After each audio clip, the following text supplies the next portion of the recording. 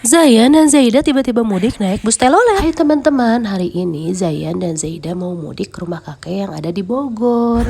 Yen, gimana perasaan Jayan? Ini juga pertama kalinya Zayan dan Zaida naik mobil bus. Dan mereka seneng banget karena katanya ini bukan mobil bus, tapi mobil telolet. Saking senengnya mereka sampai nggak mau diem dan nggak berhenti ngemil. Katanya naik mobil bus itu seru banget. Sekarang kita udah pindah ke mobil biasa mulai menuju rumah kakek. Kalau teman-teman lebih suka naik mobil biasa atau naik mobil bus telolet?